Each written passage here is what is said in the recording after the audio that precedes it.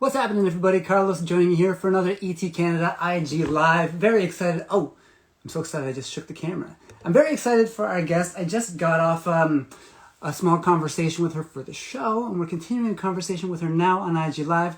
It's Amber Liu. She's got a new album, Why, that's out now. She's all over the world. She's been touring.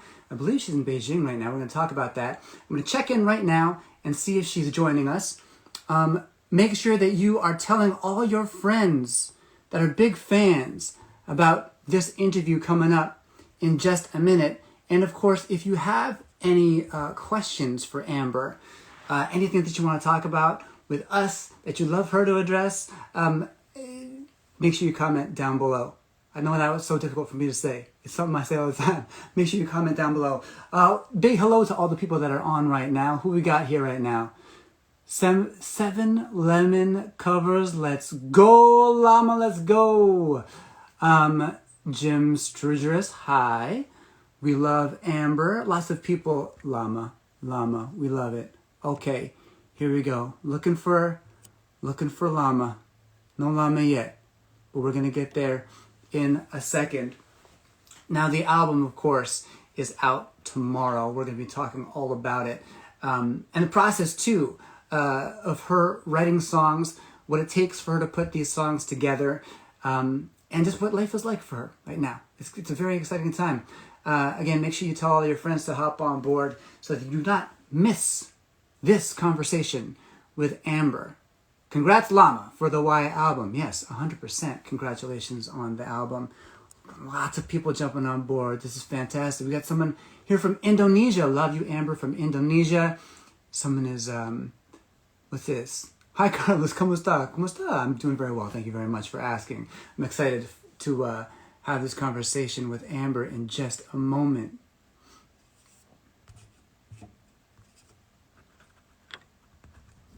All right. No questions yet. Cassius Morris, ladies and gentlemen. Cassius Morris of the Cassius Morris podcast is on, watching currently, right now. Got to give shout-outs when shout-outs are due. You know how it is. Just over 100 people, 130 people, 131 people on board for this conversation. Now, Amber is calling in from Beijing right now. So it might be a minute just to make sure that we get the connection all good and ready. For those of you that have seen the music videos and seen the singles Neon, Vegas, let me know what you think so far. Vegas is a personal favorite of mine. I dig that song a lot. And of course, Neon is great. I kind of want to talk about the fashion. I want to talk about the fashion in Neon, because when I saw that video and I saw the stuff that Llama was wearing, I was like, man, I gotta ask her where she gets it. Sent a request. She's going to join us in 3, 2, 1. How's my countdown timing? There it is. Not too bad. Hey. So Carlos, how are you? I'm good. How are you? We were just talking about on the feed here, chatting with your fans about Neon and about Vegas, and people are so excited for the album. Of course, it drops tomorrow. What is the big sort of takeaway that you want your fans to get when they listen to this thing entirely? That growth is an ongoing journey, I guess. I'm learning new things every day. I want to keep learning more things and learning about the world and doing cool stuff, and just hopefully be a human encyclopedia one day. Well, it's evident, like when you go on your YouTube, how much you love learning. I mean, your series where you ask all the dumb questions or you ask all the stupid questions. It just speaks to like your personality. Is that your approach to life, where you're just like, I want to get out there and learn everything I can? Yeah.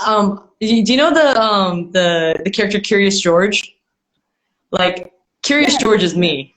I'm the monkey that's just like, I just want to know things. Like, what's this? What's this? What's this? So I know that there's a lot. I've talked with a lot of my friends and a lot of just of my community, and I feel like there's people are hesitant to learn because they're scared to look stupid. Saul's all like, I'll ask stupid questions. It's fine. I'll ask all the stupid questions, because eventually you'll ask a good question and you'll find the answer, right? Yes, yes. You know, it's amazing to see something like that, because it also gives your fans another peek at, you know, who you are. They want to know you through your music, but they want to know you in many different ways. What's it been like for you having your fans follow you on your journey since you started, since you're with the group up to now? It's a little nerve-wracking, because I feel like with every album, now that I can look back from like my group and then the Rogue Rouge mixtape to X, now to Y, I'm always changing, and sometimes like change is scary, and even for myself. So I'm just really appreciative of all the fans that join me along this journey, and I hope that they enjoy the ride and that they're ready for the ride. Haha, that's a song off my X album. Self-promotion, let's go. In our conversation we had just 2 minutes ago, you were talking about how your mom is a wonderful singer, and that, you know, for you, singing in Mandarin is kind of like giving back to her. I was curious about your fans that also speak different languages. Do you ever get messages from them where they are discovering your songs like 3 times, because they're discovering it in English and also discovering it in Korean and also discovering it in Mandarin and noting the differences in them? Yeah, I feel like with every language, it gives off a different vibe. And it's even like a really interesting process for me, because once I get lyrics in Korean or Chinese, I'm always trying to, I kind of like naturally change my vibe a little bit after hearing back what I record. And just seeing how like wordplay is very different in other languages too, makes me appreciate the language a lot more. So it is kind of hard, because it is in a different language that I'm not very used to. I have to relearn the whole song, and I forget the melodies. I forget everything that I already knew. So it's always kind of starting over again, starting over the process again for myself. But it's part of the grind. It's part of, you know, once I get into the flow of, yeah, at first it's going to be rocky, but after like probably after the first chorus, I'm like, oh, I got this. I got this.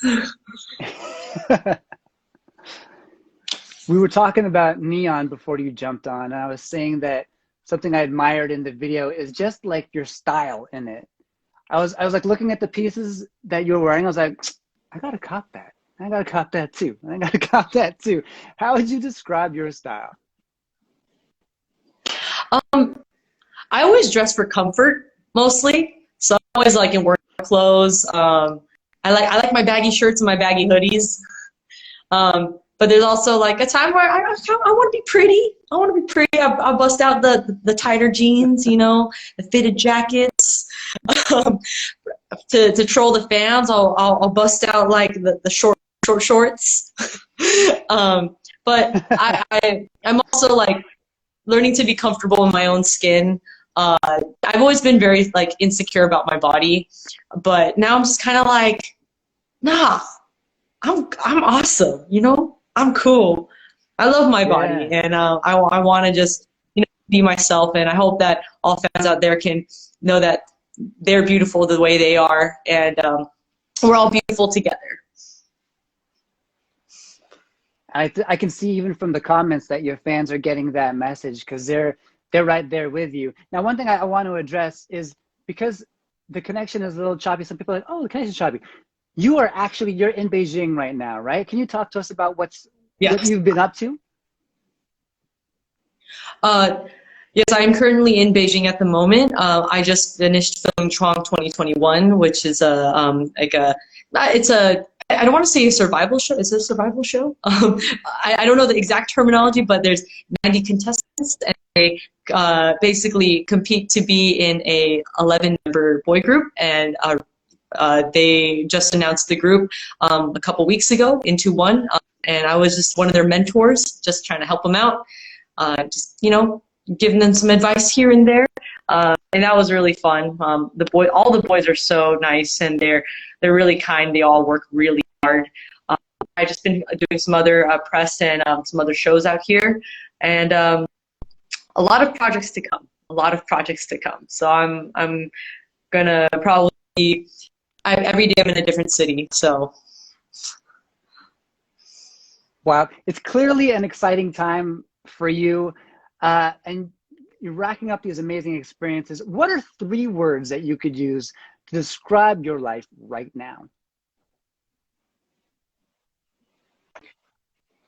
right now, chaotic, uh, chaotic, chaotic, and chaotic. It's I I I have this thing where I say organized chaos. That's what I hope my life to be, organized chaos. I like it. I like it. It seems pretty accurate right now. Yeah, for sure.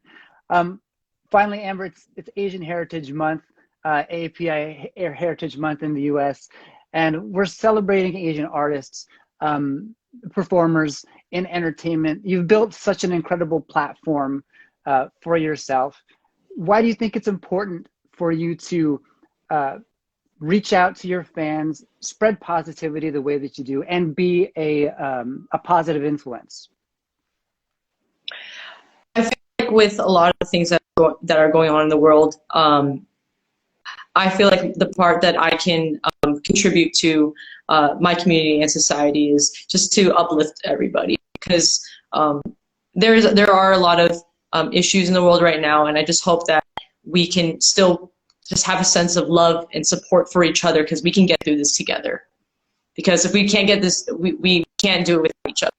And teamwork is so important, and I just want to keep reminding everybody, and even reminding myself, that together we are stronger.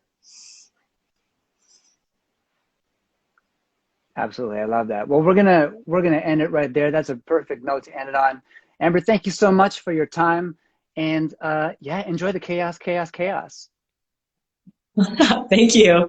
Hey, Carlos. Bye, everybody.